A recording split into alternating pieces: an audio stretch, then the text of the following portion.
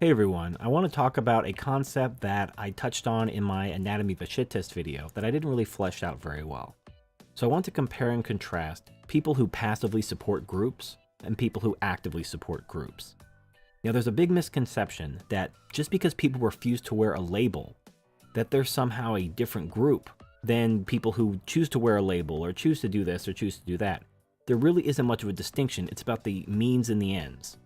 I know that sounds really confusing, but let me show you some examples and you'll see what I'm talking about. So as a negative example, let's look at Christianity and abortion clinic attacks. According to a 2015 poll, which I'll link to in the description, when asked the question, do you think using violence to stop abortion providers is morally acceptable, at least 89% answered that it's wrong. But in addition to that, 60% of the poll respondents answered that both the abortion provider and those using violence to stop them were equally wrong. Clear majority.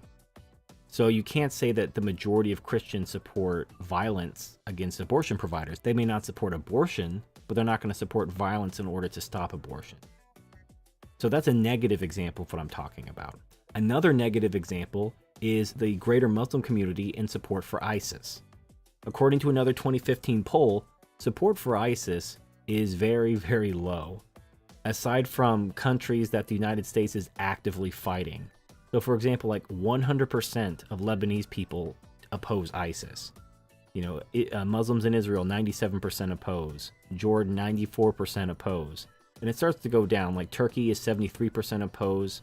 Malaysia, 64% oppose. Lowest is Pakistan, 28% oppose, with 62% favoring. But, Pakistan has drone strikes going on, so that might have something to do with it. But the point is, if you look at the entire Muslim community, the vast majority of Muslims do not support ISIS. However, there's a video by Ben Shapiro called The Myth of the Tiny Radical Muslim Minority, where he tries to show that through statistics, there's many more radicals than we're led to believe. However, he conflates support for terrorism and support for violence with support for Sharia law or traditional Islamic law. And those two aren't the same. It's true that Sharia law is against Western values, like there's no freedom of religion, there's obviously fewer women's rights and stuff like that. But that's not the same thing as saying it's okay to murder people and fly planes into buildings. So let's be more realistic here. Now, looking at support for Sharia, it's a little bit more nuanced. In a Pew Research poll, they found that the vast majority of Muslims believe that Sharia law is the revealed word of God, and that there's only one interpretation. It further found that the majority of Muslims support making Sharia law the official law of their country. However, in an interesting kind of twist, it found that more Muslims believe that Sharia law should only apply to Muslims. So while they favor making it the official law, they don't favor applying it to non-Muslims, which actually, kind of makes sense. They want the religious law to protect their culture and to protect their religion. But it's interesting that they just want it to apply to them. They don't want to apply it to non-Muslims. However, Ben Shapiro in his video, which I'll link to, he uses the support for Sharia, this earlier poll showing widespread support for making Sharia law the official law of the country, to show that these are radicals. These radical Muslims, he's putting them in the same group as those who support ISIS or those who support Al-Qaeda. Even though all they want is to maintain their own culture. When people came to the United States from other countries, they usually kind of clustered in some sort of like ethnic neighborhood. You see like Chinatowns and Little Italies and stuff like that. So that's basically what Muslims are trying to do. But it's very important to them that they be able to have Sharia law or traditional Islamic law in order to maintain their social cohesion. And it makes sense, because there are laws which contradict, especially feminist laws that contradict Sharia law. And I also find it interesting that when people on the right are attacking Islam, they always attack it from a gynocentric perspective. They talk about, oh, there's honor killings in Islam, and oh, the women get their clitorises cut, and oh, it's so terrible, the poor women's. I mean, I just do not have the empathy for the women's anymore. I just don't care. And if these are Muslims who want to practice their religion and to have their religious law in their community, I don't see how that's any different than people who want to have their Little Italies and their Chinatowns and maintain their own culture. I do understand there are laws that contradict and the law of the land should supersede. I don't know. I just think some accommodation should be made, and I think it's very unfair to paint the majority of Muslims as radicals for supporting Sharia law for their community, who don't want it to extend to everyone. They just want it in their community because it's important to maintaining their culture. Anyway, so those are negative examples. So in my video Anatomy of a Shit Test, I made the comparison from radical Muslims to feminism. And I did it to make a general point, but I did it in a little bit of a sloppy way. I did add a note in the description, but for those of you who didn't read it, I'm going to try to clear things up now. The majority of Muslims are not radical. They don't support radicalism. They don't support violence or terrorism. The majority do support Sharia law, but only as it affects Muslims. All right, now let's move on to feminism. And now this is kind of like the meat of what I want to talk about. So according to some polls, about a quarter of women identify as feminist. So you would think that, you know, with a 25-ish, 75-ish margin, most women would be anti-feminist, but they're not.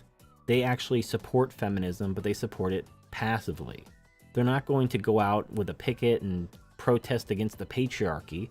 They're just going to support laws and things like that, which give them advantages over men. I'll not only prove that the vast majority of women are passive feminists, but the majority of men are passive feminists as well. So in one article, it asked respondents whether they support the Paycheck Fairness and Family Act. This is another attempt to rectify the pay gap by paying men less and paying women more, which is never going to solve the pay gap until women stop having babies. So either humanity goes extinct or until men start having babies. That's the only thing that's going to actually change the pay gap, because it's been proven time and time again, it's all due to choice, namely having babies. And women between 20 and 30, before they start having babies, earn more than men because of all these laws which favor women. But then they drop out of the workforce to have babies, and there goes the pay gap. Anyway, they asked respondents whether or not they supported this new law to make the old laws even tougher.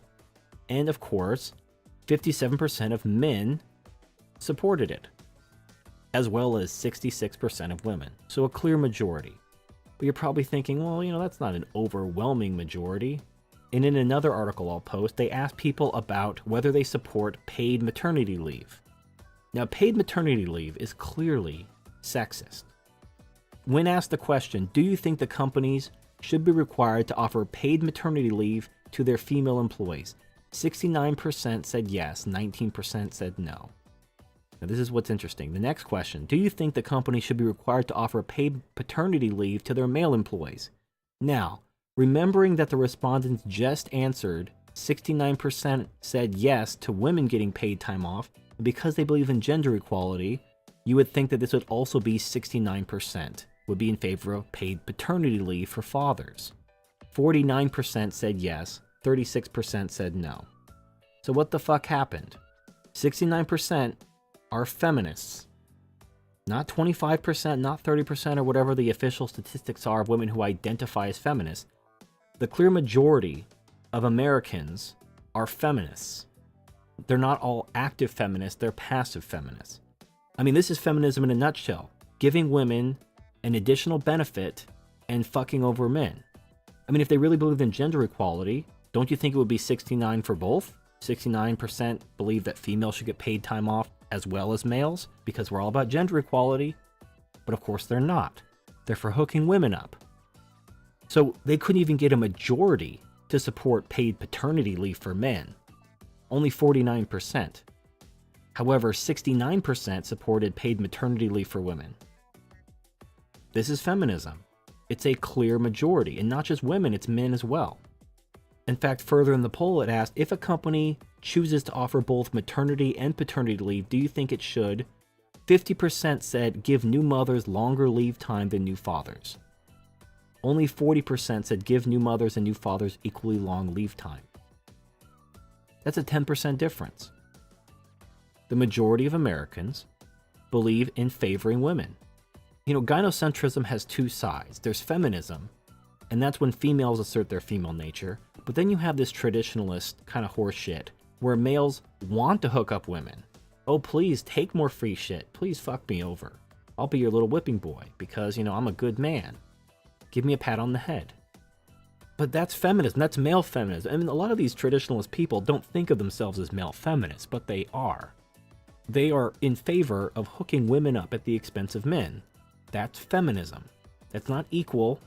So my larger point, which I didn't make very clearly in my last video, was that when you have a small radical minority, you can look at the larger group and ask yourself whether the larger group passively supports the radical minority. Now, in the case of Islam, they actually don't. Support for ISIS is very low. And then you look at feminism and women, you have a radical minority, the actual feminists that go out and do all the bullshit, but then you have the passive support, not just by women, overwhelming women, but by men as well. You know, and this is why I just don't really have a lot of hope. Someone asked me in my comments section if I have any loyalty to the United States. I demand some net benefit. You know, I'm not sycophantic to any one group or anything. It has to, at the bare minimum, provide a net benefit. And currently, I mean, I don't see any better alternatives than the United States. If there was an alternative, like people used to come to the United States from other countries to flee tyranny and find freedom. If there was like some other United States somewhere that was free and I could go there, I would be gone. To answer your question, that's how much loyalty I have to the United States. However, I don't know, it's like the best there is, because it's like South America's socialist, Europe's socialist, everywhere is socialist. Fuck, America's socialist, everywhere is socialist.